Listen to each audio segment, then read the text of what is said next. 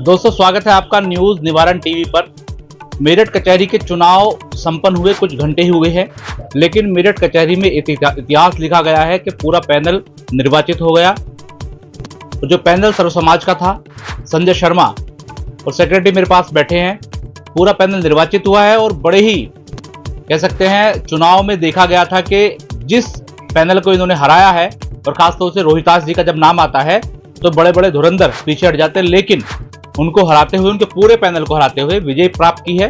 लेकिन सर, आपने कई वादे किए पूरे पैनल ने, आपके प्राथमिकताएं थोड़ा बता दीजिए अब क्या क्या है। पहले भी हमने बात की थी और उन पर 1 साल का कार्यकाल है आपका, कितना खरा उतरेंगे, कौन कौन सी चीजें आपने प्रथम प्राथमिकता में रखी है सर?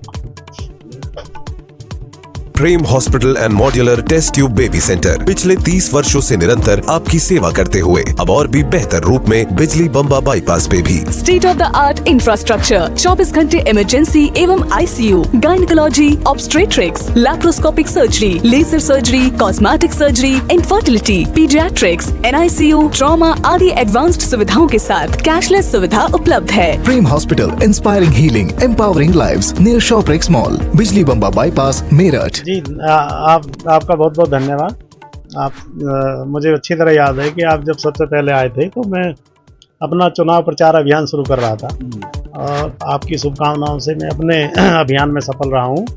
और मैंने अपने अभियान के दौरान अधिवक्ताओं का जो स्नेह और प्यार मुझे मिला है, मैं उसके लिए बहुत अभिभूत हूँ, खास तौर से मुस्लिम अधिवक्ताओं का और एससी अधिवक्ताओं का।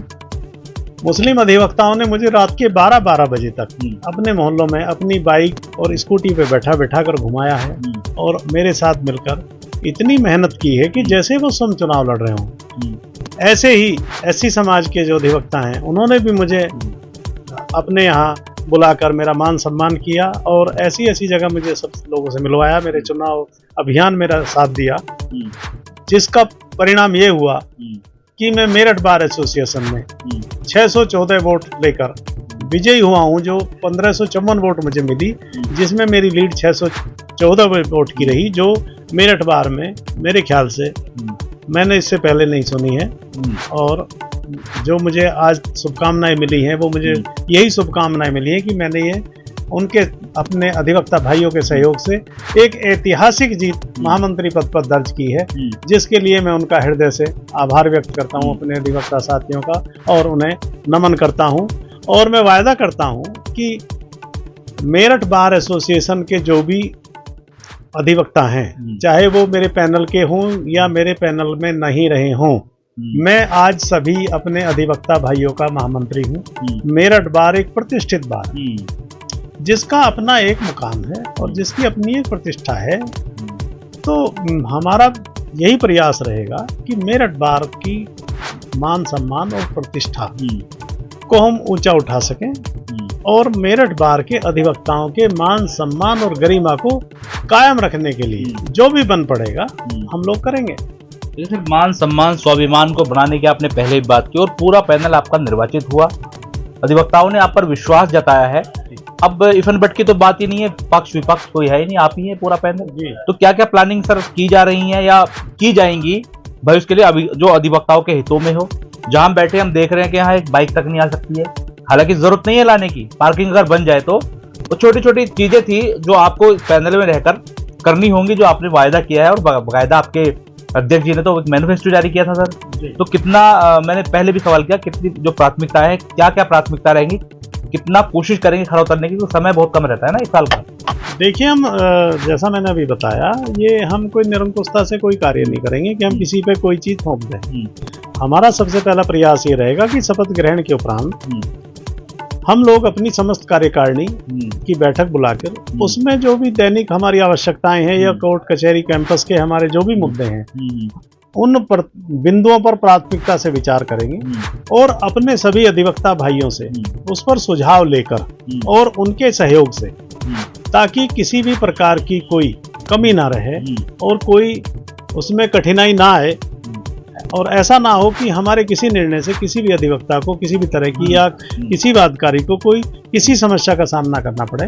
तो हमारा प्रयास यही रहेगा कि जो भी ये पार्किंग की समस्या हो, कचहरी में वॉशरूम की, जो मैंने पहले भी अपने इंटरव्यू में आपको बताया था, उसकी स्वच्छता की समस्या हो, या ई फाइलिंग केंद्र हो, तो एक हम ठोस रणनीति बना के, या हाई कोर्ट बेंच का मुद्दा हो, एक सभी से हमारे जो पूर्व बार के पदाधिकारी रहे हैं उनके जो अनुभव हैं, हमारे वरिष्ठ अधिवक्ताओं के जो अनुभव हैं, उन अनुभवों को हम अपने हित में, अधिवक्ताओं के हित में उन अनुभवों का लाभ लेकर मेरठ के अधिवक्ताओं और मेरठ बार एसोसिएशन के लिए जो भी अच्छे कार्य हो सकेंगे वो सब हम करेंगे, ऐसा हमारा विश्वास है। जूनियर्स के लिए आपने क्या प्लान्स किए हैं? पहले बात हुई थी कि जूनियर्स बड़ी आस उम्मीद लेकर बैठे हैं और बैठे रहते हैं, लेकिन कुछ हो नहीं पाता।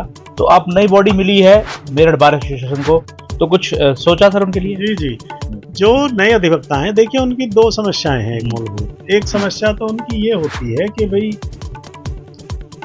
जब वो कहीं जूनियर होते हैं तो उसके बाद उनका अपना एक भविष्य बनाने का अपना एक सपना होता है कि वो भी अपना इंडिपेंडेंट वकालत करें, और उसके लिए उनके पास एक चैम्बर हो। दूसरा ये होता है कि उन्हें जो लाइब्रेरी है, जो कि विधि की पुस्तकें वकालत करने के लिए आवश्यक हैं, लेकिन नए जो हमारे अधिवक्ता होते हैं उनके पास इतनी लाइब्रेरी नहीं होती है। तो उसके लिए हमारा प्रयास ये रहेगा कि जो हमारी मेरठ बार एसोसिएशन की लाइब्रेरी है उसमें उन्हें सभी प्रकार की पुस्तकें पढ़ने और देखने का मौका मिले। और इसमें एक और हमारा प्रयास रहेगा कि अभी, क्योंकि आने वाला अब जो समय चल रहा है वो टेक्नोलॉजी का युग है, तो टेक्नोलॉजी में जैसे हमारी बार एसोसिएशन है, हम उसे पूरी तरह से वाईफाई करें, और वाईफाई करने के साथ साथ जो मेरठ बार एसोसिएशन का हमारा जो सेटअप है, कंप्यूटर का जो इलेक्ट्रॉनिक का जो हमारा सिस्टम है, उसमें हम ऐसे सभी सॉफ्टवेयर इंस्टॉल करा पाएं कि किसी भी अधिवक्ता को कोई भी विधि व्यवस्था तलाश करने के लिए कहीं इधर उधर ना जाना पड़े, और वो वहाँ से सॉफ्टवेयर से अपना लिंक लेकर के उसकी अपने प्रिंट कॉपी प्राप्त कर पाए, ताकि वो उसके पास संपूर्ण लाइब्रेरी हो। तो मेरठ बार की जो लाइब्रेरी है वो मेरे जूनियर अधिवक्ताओं के लिए समर्पित रहेगी, और इलेक्ट्रॉनिक लाइब्रेरी भी हमारा बनाने का पूरा प्रयास रहेगा कि जितनी भी लॉ जर्नल्स हैं, पब्लिकेशंस हैं प्रतिष्ठित, उन सभी की बुक्स, लॉ बुक्स और act, minor act, major act और लोकल एक्ट, सभी प्रकार के एक्ट उन्हें मेरठ बार एसोसिएशन की छत के नीचे ऑनलाइन प्राप्त हो जाएं, ताकि वो उसका भरपूर लाभ उठा सकें और अपने क्षेत्र में, चाहे वो विधि का क्षेत्र हो या वो जुडिशरी की तैयारी कर रहे हो मेरे जूनियर अधिवक्ता छात्र, उन्हें एक उसका अच्छा प्लेटफार्म और एक अच्छा माहौल यहाँ मिले, ताकि वो सफलता प्राप्त कर सकें। Swami Vivekanand Subharti University, one of the leading universities of North India. 250 acres campus, 220 plus professional and vocational programs, 20,000 plus students, state of the art infrastructure. Come and give wings to your career with Swami Vivekanand Subharti University, where education is a passion. NH58, Meerut, Delhi, NCR. आप में एकजुटता देखी जा रही है। मेरी अध्यक्ष से बात हुई है, वकीलों की सुरक्षा को लेकर वो बड़े चिंतित हैं, और एक अमेंडमेंट एक्ट आ रहा है, एडवोकेट अमेंडमेंट एक्ट, हालांकि उसमें कुछ संशोधन के लिए वापस गया है। उनका ये कहना है कि इस तरह के एक्ट तो आ रहे हैं, लेकिन कोई सुरक्षा के एतबार से कोई नया एक्ट नहीं आ रहा है, कोई नई जो है चीज़ें तैयार नहीं हो रही हैं। तो वकीलों की सुरक्षा के एतबार से भी अगर आप चाहें बता सकते हैं सर, क्या करने जा रही है आपकी बॉडी? देखिए, आपको याद होगा अधिवक्ताओं का एक जनपद हापुड़ का बहुत बड़ा आंदोलन चला था, ठीक है।